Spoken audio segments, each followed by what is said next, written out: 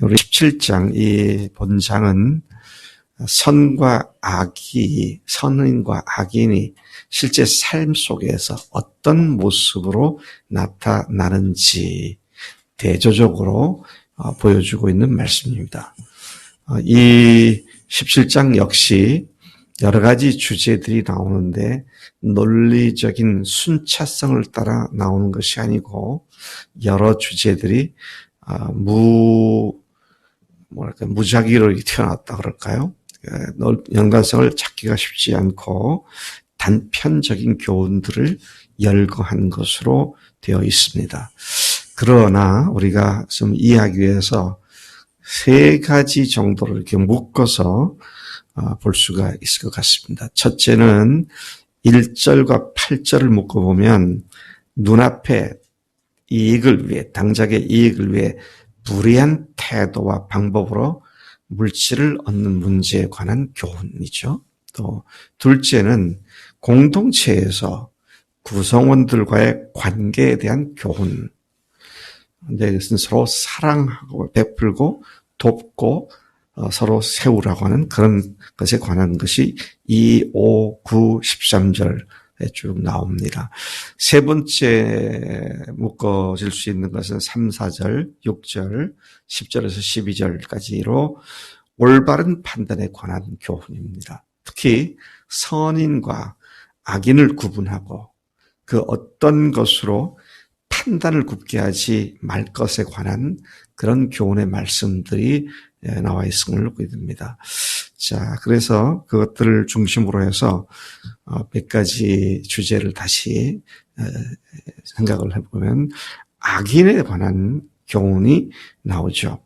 4절에 악을 행하는 자는 사악한 입술이 하는 말을 잘 듣고 거짓말을 하는 자는 악한 혀가 하는 말에 귀를 기울이느니라. 또 악인에 관해서 5절은 악인은 어떤 사람이냐? 가난한 자를 조롱하는 자. 그는 그를 지으신 주를 멸시하는 자다. 사람의 재앙을 기뻐하는 자. 그가 악한 자인데 그는 형벌을 면치 못한다. 8절에 보면 뇌물을 쓰는 자인데 뇌물은 그 임자가 보기에 보석 같은즉 그가 어디로 향하든지 형통하게 하느니라. 뇌물이면 뭔들 못하겠느냐. 사람들에게 돈 좀 집어주면 뭐든지 할 수 있다.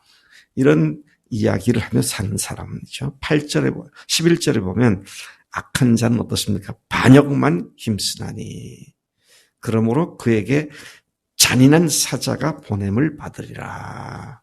잔인한 사자가 뭡니까? 고난과 고통과 불명예와 수치와 그리고 종국에는 죽음이죠. 13절에도 보니까 누구든지 악으로 선을 갚으면 악이 그 집을 떠나지 아니하리라. 그렇게 말씀하십니다. 그래서 이 문장을 이 구절을 한 문장으로, 한두 문장으로 정리를 해보니까 이렇게 정리될 수 있어요. 악행하는 자는 거짓말을 하고 가난한 자를 조롱하며 다른 사람이 재앙당하는 것을 기뻐하고 뇌물을 쓰며 반역만 힘쓰고 악으로 선을 갚는 자다. 그런 자는 사악한 말을 귀 기울여 잘 듣고 악한 말을 귀담아 듣는다. 그는 하나님을 멸시하며 반드시 그 대가로 형벌을 받게 된다. 또 그는 잔인한 형벌을 받고 그 집이 항상 악으로 시달린다. 자, 악한 자의 특징들이 여러 가지로 이렇게 나와 있습니다. 여기서 특별히 좀 보면은요, 가난한 자를 조롱한다. 돈 가지고 없는 사람 우습게 여기는 것. 이게 악한 자의 태도다. 그런 말씀을 하시죠. 어제 신문 보니까 어떤 30대 여자가, 빌라인가 어디 사는 여자가, 들어갈 때 자동차, 그 빌라 촌으로 들어가는 자동 문차를 안 열리니까, 경비를 서는 70대 경비원을 폭행을 했더라고요. 그래서 치료도 받고 다 이렇게 해서 다시 정상 근무를 하는데 그 여자가 다시 들어오길래 아니 어떻게 사과하는 말 한마디 없느냐. 그러니까 또 폭행을 했더라고요. 그리고 징역 1년에 처했더라고요. 야, 이게 뭐 30대 여자면 70대면 옛날 같다면 자기 아버지 넘어서 할아버지 뻘인데 그까지 돈 좀 있다고 좋은 빌라에 산다고 참 망할 사람이구나. 그런 생각이 들더라고요. 가졌다고 안 가진 자들을 그렇게 보는 것. 그건 그렇게 하는 사람은 어떤 사람이라고요? 자기를 만드신 하나님을 무시하고 멸시하는 자다. 왜 하나님의 형상대로 지음받은 인간을 그렇게 보니까 말이죠. 또 귀담아 듣는 데 있어서 어떻게 한다 그랬습니까? 악한 말을 반역하는 말 그런 것들을 귀담아 듣고 있다가 그걸 마음에 품다 자기도 그런 말을 내뱉고 이런 것들을 얘기하는 것이죠. 사람의 재앙을 기뻐하는 자다. 남 잘 되는 꼴을 못 봐. 그렇죠? 남이 잘 못 돼서 문제가 되면 고소해가지고 그냥 너무너무 좋아하고 이런 것들이 악한 자들의 태도다. 그런 말씀을 하고 그 사람들은 항상 그 집이 악에 시달리게 되어 있다. 그렇게 말씀을 하시죠. 참 우리가 예수님을 주인으로 주님으로 모신 자들로서 이런 것들은 전혀 어울리지 않는 것인데 이런 것들을 우리가 철저하게 경계하고 멀리해야 하겠다. 그다음에 미련한 것과 지혜에 대한 말씀을 꽤 여러 곳에서 하시는데 7절과 12절을 보겠습니다. 7절에 보니까 지나친 말을 하는 것도 미련한 자에게 합당하지 아니하거든. 하물며 거짓말을 하는 것이 존귀한 자에게 합당하겠느냐. 제가 이것을 진실말을 하는 사람, 또 거짓말을 하는 사람을 1인칭으로도 보고 3인칭으로도 보았어요. 1인칭으로 보면 미련한 자가 자기 입으로 지나치게 자기의 분에 넘치는 얘기를 하는 것이 합당치 않지 않느냐. 하물며 거짓말하는 그런 그 미련한 사람이 거짓말하는 것이 존귀한 자에게 합당하겠느냐. 자, 이런 말로 보기도 하고요. 또는 제3자 입장에서 미련한 자에게 분에 넘치는 말을 해주는 것. 근데 정말 미련한데, 당신은 너무도 현명하다고 이렇게 말을 3자가 해주는 것. 그것이 합당치 않다. 또 존귀한 자가 입에서 거짓말을 한다면 그건 그에게 합당치 않은 일이다. 그런 말씀을 하고 있는데 공통점은 뭡니까? 미련한 자에게 하나님께서는 이런 문제를 지적하고 있는 것이죠. 12절에도 보니까 차라리 새끼 빼앗긴 암콤을 만날지언정 미련한 일을 행하는 미련한 자를 만나지 말 것이니라. 참 자신들은 잘 몰라요. 근데 옆에서 보면 참 미련하다. 그럴 때가 굉장히 많습니다. 근데 그거를 좀 도와주려고 하면 덤벼들어요. 그래서 이게 말하기가 쉽지가 않더라고요. 근데 오늘 말씀 보니까 미련한 자는 그 미련으로 다른 사람에게 피해를 입히기 때문에 그 미련의 폐해가 너무 크기 때문에 미련한 사람을 만나는 것은 새끼 빼앗긴 암콤을 만나는 것보다 더 위험하다. 새끼 빼앗긴 암콤이 어떻게 할까요? 가다가 새끼 빼앗긴 곰을 만났어. 그럼 어떻게 할 것 같습니까? 김대훈 씨, 제 새끼 못 보셨어요? 그럴까요? 너지! 그러면서 막 달라붙을 거예요. 야, 미련한 자를 만나는 것이 새끼 뺏기는 앙콤보다도 더 위험하다. 그만큼 미련함에 대한 문제를 강력하게 지적하고 있죠. 언어 생활에 대해서도 1절, 10절, 14절 세 구절에서도 얘기를 하고 있는데요.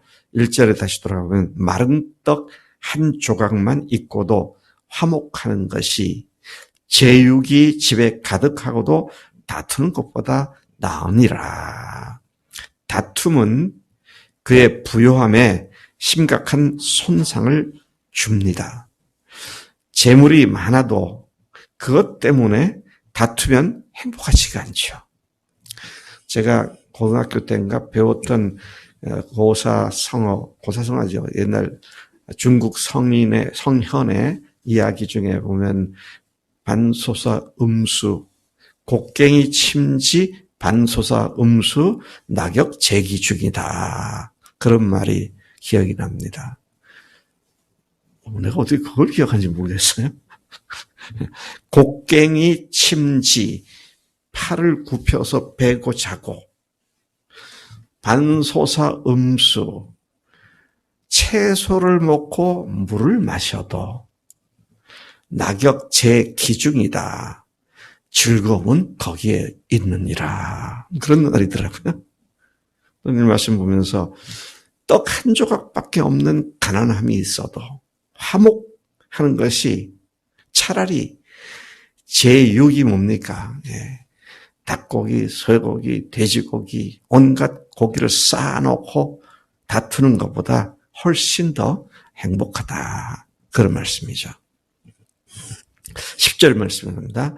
한마디 말로 총명한 자에게 충고하는 것이 매 100대로 미련한 자를 때리는 것보다 더욱 깊이 박히느니라.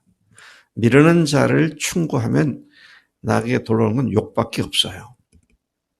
근데 지혜로운 자, 총명한 자를 일깨우면 미련한 자에게 10대, 매를 100대로 고치려고 하는 것보다 훨씬 낫다. 그렇게 말씀하시죠. 네. 그 다음에 또 계속해서 보면, 그래서 우리의 충고도 상대방 봐가면서 해야 돼요. 아주 영적으로 충만한 사람들이 다른 사람들을 돕는데 역효과가 날 때가 많습니다. 왠 줄 아세요?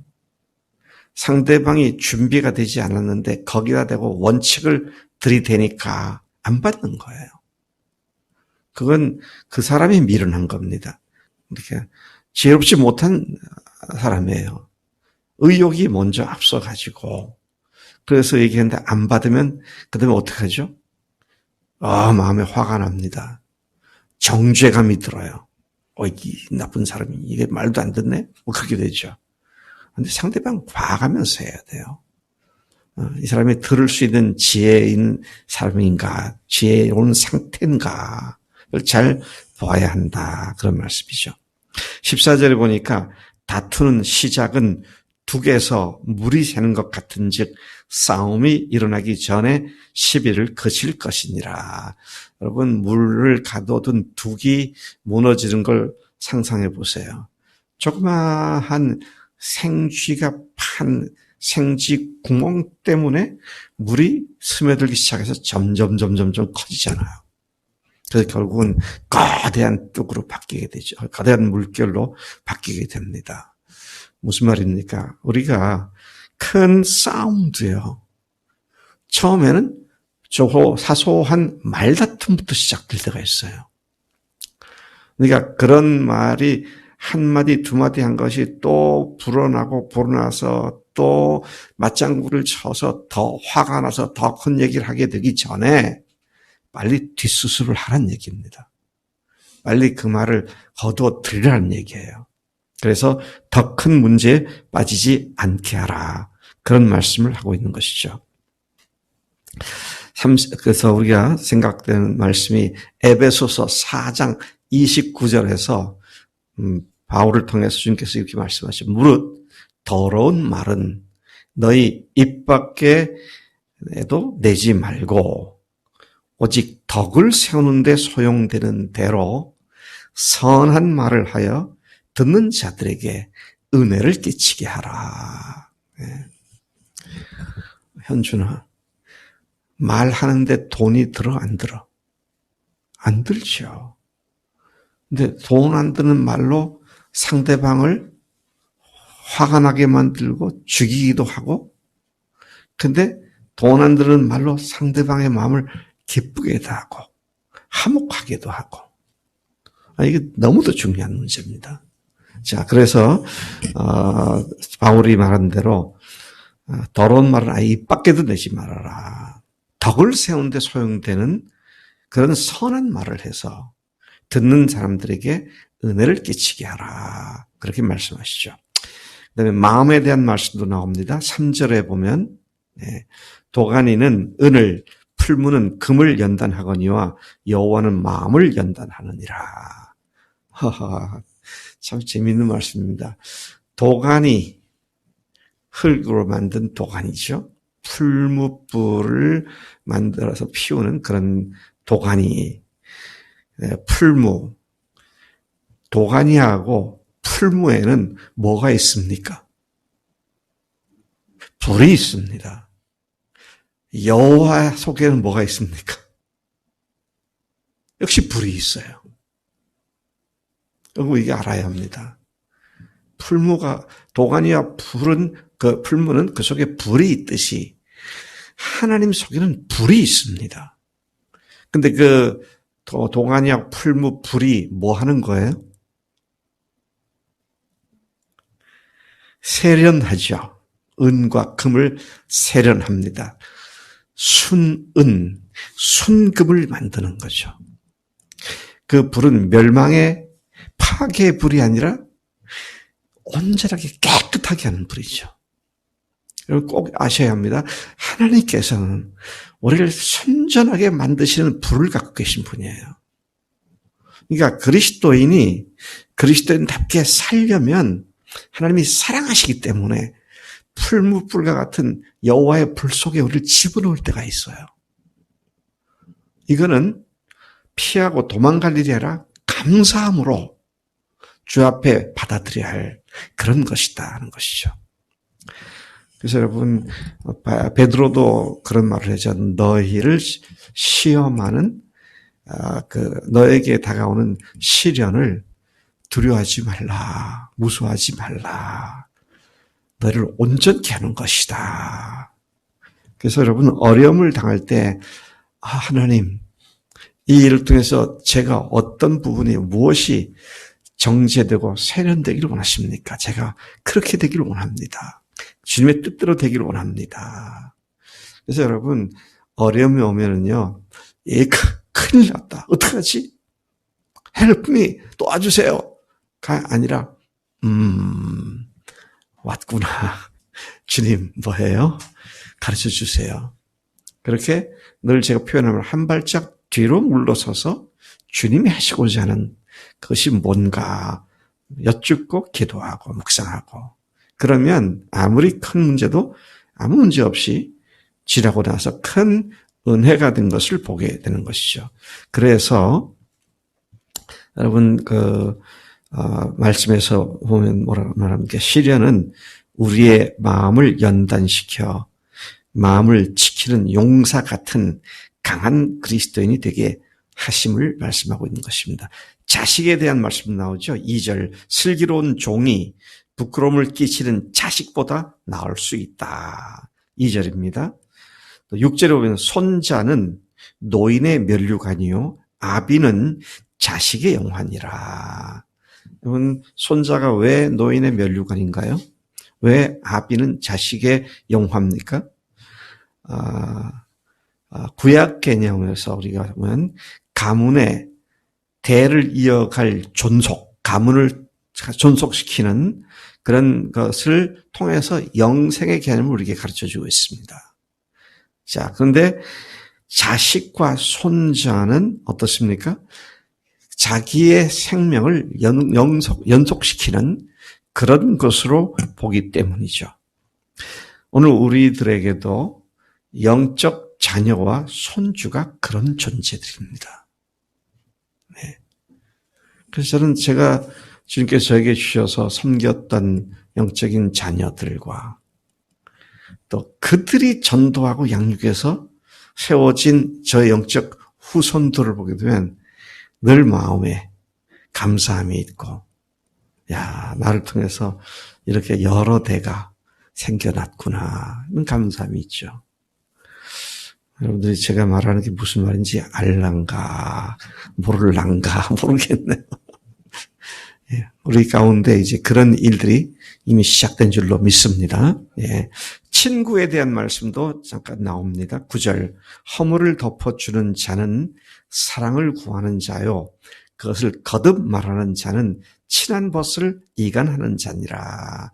공동번역에 보니까 남을 흉보면 의가 상하지만 남의 허물을 감싸주면 사랑이 돌아온다. 그러니까 다른 사람 허물 거기서 이야기하지 마세요. 말하면 어떠세요? 내 마음만 써져. 내 마음만 쓴맛이 생겨. 근데 갈 필요 없습니다. 이제 남의 허물을 감싸주면 오히려 사랑이 돌아오게 된다. 그걸 말씀하시죠. 하나님 아버지 감사합니다. 오늘도 악한 자와 의로운 자의 삶의 여러 가지 현상들을 말씀해 주시니 감사합니다. 그때그때 말씀하시는 것이 우리의 마음에 도전이 되고 찔림이 되면 즉각 회개하고 그것으로 벗어나는 주님께 도움을 구하고 의지하는 믿음에 들어가도록 우리를 인도하신 줄로 믿습니다. 감사합니다. 예수님의 이름으로 기도를 쌉나이다. 아멘, 아멘.